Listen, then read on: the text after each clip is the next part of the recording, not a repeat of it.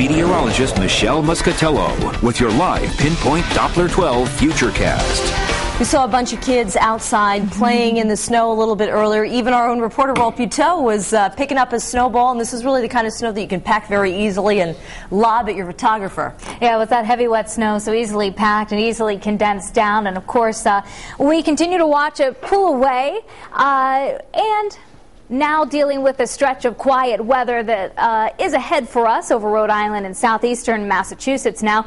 The storm system almost out of view on our satellite and radar composite, and again, not delivering quite the punch that we had anticipated, but enough that it did cause problems all across the area, especially southern Rhode Island. Even in my house, we did lose power from the winds from this storm for a couple hours. We had reports of thunder snow along the coastal areas.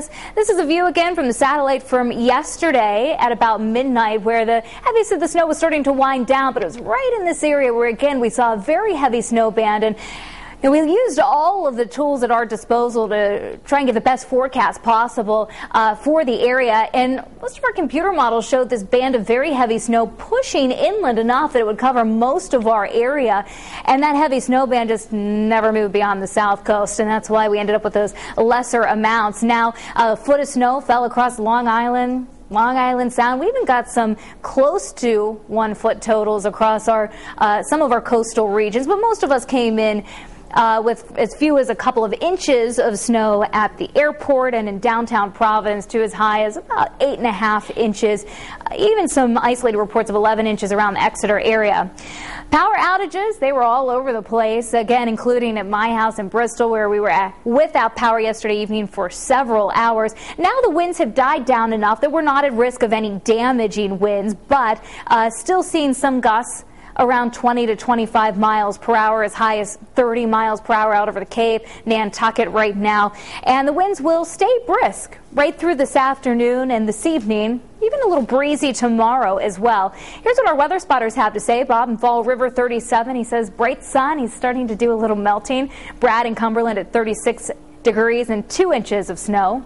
And Mike in New Bedford, 33, with a very dry air now, only 33% humidity. And it's part of that dry air that's allowed the sunshine to come back over our city camp. 36 is the temperature right now. When you factor in the winds out of the northwest at 16 miles per hour, the feel-like temperature, the wind chill, still running in the mid-20s. And again, the humidity is dropping on that drying northwest wind.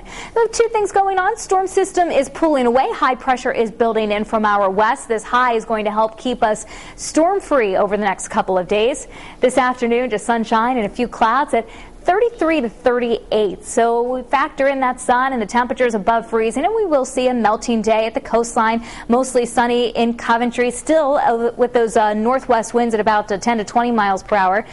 Closer to 30-35 in Johnston for a high. In southeastern Massachusetts, mid-30s here, blustery. There are extra clouds out over the Cape, and I think we're going to have a tough time getting rid of those. So mostly cloudy there, but brighter skies as you travel to the west. Overnight, brisk and dry, partly cloudy. Looks like a nice day tomorrow. Breezy, a high in the mid-30s. In the upcoming weekend, Valentine's Day on Sunday, looking lovely with temperatures in the middle 30s. Hey, I'm happy to say that we have no major storms on the horizon that we are tracking. A chance of some snow showers for Monday night right now, but at this point doesn't look like a big deal. Yeah. It's a good